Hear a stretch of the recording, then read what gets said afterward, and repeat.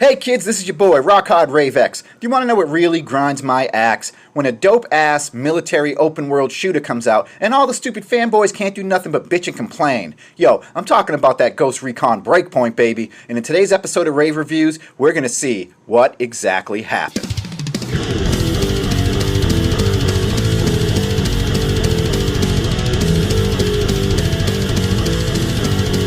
So, Ghost Recon Breakpoint is available for Xbox, PlayStation, PC, and early next year for the Google Stadia, whatever the heck that is. It's a single-player game that has co-op. It's got PvP, it's got PvE, it's got raids. It's a lot like The Division, and this is kind of what Tom Clancy games have sort of become. They're all sort of tactical, RPG element-based shooters. Now, I like the Ghost Recon series going all the way back to like Ghost Recon Future Soldier, man. I really like it. It's a third-person view, but when you go into first-person view, when you're shooting your gun, or you can shoot in third-person view, so you get the option, man. You can play it first-person or third-person. Now, I've had this game for about a week now. I've logged many, many hours into this game, and I can honestly tell you it is not bad. So I was surprised when I looked on Metacritic. Yeah, check out these scores. When I looked on Metacritic and IGN.com to see people giving it like a 4 out of 10, or a 3 out of 10, or a 46 out of 100. I don't know what's going on, man. I've had nothing but fun with this game. Again, you can play co-op, you can play single player, you can fight AI bad guys, you can fight real people bad guys. There's all these big epic raids. So I don't know what people are bitching so hard about, man. Now, if you're into the Ghost Recon Tom Clancy games, you've probably played the one that came out before this called Ghost Recon Wildlands, man. You can probably find that game for like, I don't know, probably find it for 20 bucks. That's a great game. This is very similar. You're in a big, lush, tropical, open-world environment. This game takes place on a sort of island called Aurora in the South Pacific. Now, I don't know if that's a real island, could be fictional, because last time, Ghost Recon Wildlands, it took place in Bolivia, and you were fighting like drug cartels and shit, and the nation of Bolivia got upset over a video game. They said it portrayed their nation poorly. Look, man, if I take a picture of you with a dick in your mouth, that's what happened. You did it. You put a dick in your mouth. Don't get mad at me because I snapped a photo. So Bolivia, get over yourself. A lot of drugs there, a lot of crime. The only thing that Ghost Recon Wildlands did was made a goddamn game about it. You should be thanking them. So, why all the hate for Breakpoint? I don't know, man. There's tons of exploration. Like, you've got this whole island, there's stuff everywhere to find. You know, there's all these little clues to like a mystery, and then when you get enough clues, you piece together a mystery, and then you get points. You're constantly leveling up. You've got all these different classes that you can be part of, like assault or a sniper. You know how these games do it, medic, whatever. And I really like that, man. There's lots of freedom to take on the bad guys however you want. That's right. You can take over a I was going to say like a encampment, but they're more advanced than that. It would be like an oil refinery or a quarry where all these bad guys are. And at first, when you mark all the bad guys with your drone, because the drone's back, can't live without the drone, and it's really interesting because you'll see like 27 dudes. Some of them are armored. There's these little mini tanks. There's all this different stuff. And you're like, I'm never going to be able to do this, man. But if you play your cards right and you're smart, you can take over these encampments or these military installations and stuff, you know. And then you'll find another gun or a blueprint for a gun, some customization stuff. You unlock a mask or whatever. And it feels really rewarding, man. That's what we don't talk about in video games anymore. We don't talk about fun. Is Ghost Recon Breakpoint fun? I'm having a goddamn blast, man. It's one of those games that I want to call out from work and just be like, I'm sick, son. I got that Breakpoint sickness. Now, we talked about customization a little bit. You can customize the F out of your character, man. My character looks dope. You know, I decked him all out in red and black. He's got a mask and goggles on, and, you know, you can see the guns on the back. It's very much like The Division, man. So if you've played The Division, I don't see why you wouldn't like Ghost Recon Breakpoint, you know what I mean? It does, for the first time, kind of give us some survival elements. Like, you don't have to eat or rest, but every time you eat or drink water or craft some herbs to rub on your wounds or whatever, you do get a boost, right? And it shows you in the bottom left-hand corner. It will say like health boost, 20 minutes, 29 seconds or something like that. Or stamina boost, because if you run, you can run really fast, but your stamina goes down, and then your guy starts limping, cold limping. So you might have to sit down at a fire they call a bivouac. So you sit down at that fire, and you get some herbs you find just out on the, the trail. It reminds me a lot of like Red Dead Redemption, where you're finding herbs and crafting them and using them to boost your stats a little bit, you know what I mean? There's vehicles, although you don't see tons of vehicles everywhere. It's not like Grand Theft Auto, but you will find a dirt bike, a helicopter. Military vehicles are the best because they're armored, so you can always hop into a vehicle or a chopper, or you can fast travel around the map, so there's no problem with that. There's lots of different guns, man, and you can buy different attachments for your gun, make the most perfect gun you've ever wanted. The Ghost Recon series has always been good with that, man. They always show you the gun on the board, and all the pieces kind of come apart, like some, what was that movie with Tom Cruise, Minority Report, where everything kind of blows apart. You can swap out this, that, and the other thing, put all those little pieces back together. And I really like that they're not limiting you to the camo you find for your gun. You can make the gun black with the red silencer and the clip's red and the scope is red, to go with your character. Like my character's all black and red, like I said, so all his guns are black and red, or red and black.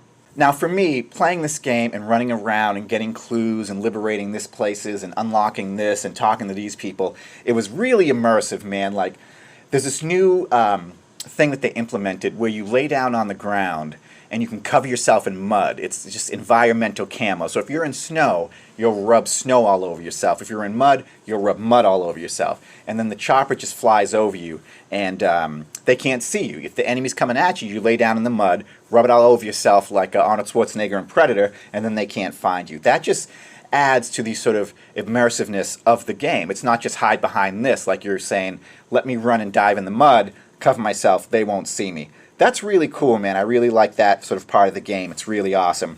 And the thing is, man, you do have a dynamic cover system, which you don't hit a button to stick to cover. You just kind of go over to a column or a pillar or a wall, and your character will lean right into cover, which kind of works and kind of doesn't work. Because I feel like you kind of get stuck to cover sometime, and any button or any stick will pull you out of cover, but sometimes you're just kind of stuck on this awkward thing where you're trying to look around the corner and your guy pops out of cover and then you get shot. So I wish they would fix the cover system just a little bit, man, but it's not that bad. I mean, it's a B- cover system when it should be an A. The other thing that I really liked about this game, they took a page out of Destiny's book and Call of Duty World War II. You have a massive game hub with merchants, and all the other real-life players are there, and you see their name tag, JoJo71, Shirtless Mike, Yellow Snow Boots, Diamond Dave. You see all your friends there, and everyone's just running around doing stuff, And this game hub is massive. If you ever played Call of Duty World War II, they gave you a kind of a game hub, but it wasn't really that big. This one, it's in a cave, and there's light coming down from a hole from the top of the cave and from, outside of the cave. And you can see the sort of town, village people there have made this to be like their little Shangri-La. It's like their little paradise. The bad guys who invaded their South Pacific nation of Aurora don't know about this, right? So it's hidden. And you can, talk to all these different people. You can get missions. You can buy more clothing attire to customize your guy. You can buy more guns. You can sell stuff.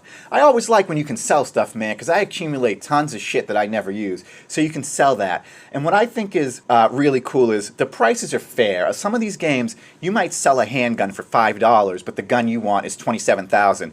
This, I felt like within an hour, this is the most important thing, within an hour, my guy was customized to my liking. I had a good gun. I knew what I was doing, and I was out on my own path. Some of these games, man, you're 5, 6, 7 hours into it. Like that new game came out from Hideki Yokojima, Death Stranding. Yo, let me just say this. Fuck Death Stranding. Honestly, fuck Death Stranding coming straight out of Compton. That game looks booty to me. But from what I've heard from people, it's like 10 hours in, I was enjoying myself. Yo, brother ain't got 10 hours to be wasting on no game. Ain't no one got time for that. That's why Ghost Recon Breakpoint, 45 minutes in, man, you doing what you got to do and handling your business.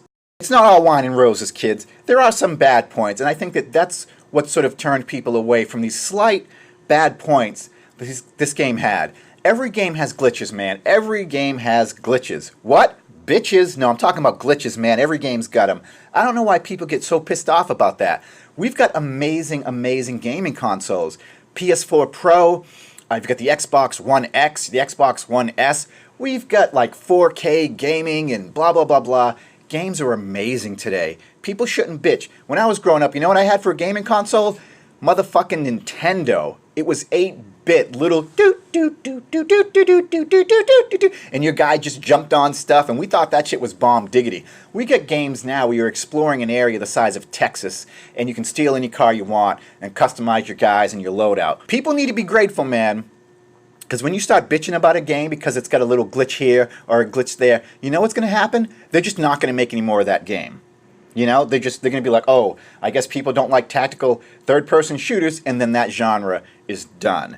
So anyway, back to some of the bad things. Slight glitches, man. I found some glitches that kind of pissed me off a little bit where I was aiming on someone, but the aiming reticle for some reason kept going between like the wall and the person, so I was kind of caught in a weird cover thing, and I couldn't shoot him.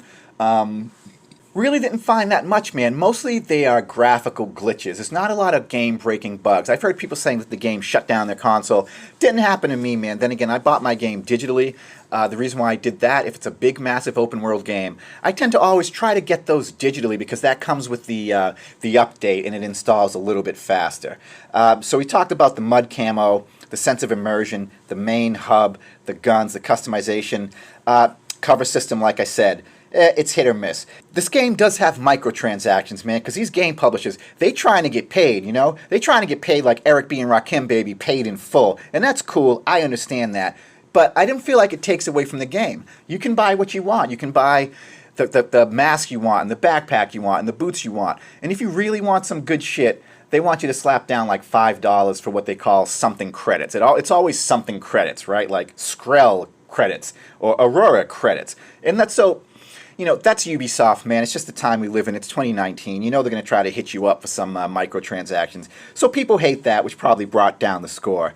Couple of glitches, whatever, brings down the score a little bit, right? My main complaint with this game is there's a lot of shit that they just do not tell you. Like, even when you're looking at your gun, instead of having rate of fire, damage, whatever, like every other normal goddamn game, it's these weird symbols they got where I'm like, okay, I think that symbol means rate of fire. I know that means reload. I guess that means damage. But they don't tell you that, you know. They also don't tell you that when you're in a military installation, you'll see a door that's closed, like a code door, right? And we'll have the red sort of hand scan thing.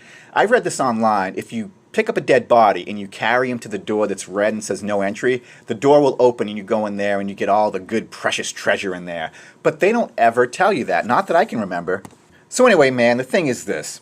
This game is good. You're always going to have some hit or miss things when you're dealing with these games. It's not easy to make these big, giant open world games. I mean, if you're one digit off in the coding, your character might fall through the floor if he just got out of a car, you know, and it's hundreds and hundreds of lines of codes and digits. So I try to cut these mother effers some slack, and you should too. Anyway, my final review for Ghost Recon Breakpoint. Reviewing this on the Xbox One S, I'm going to have to give this game an 8.5 out of 10. That's going to wrap it up for me, kids. Thanks for joining me for another action-packed episode of Rave Reviews. Click like, subscribe, go to my channel, RaveX Music on YouTube. You know, hit that thumbs up button, like some shit. Anyway, that's going to wrap it up for me. Enjoy yourself.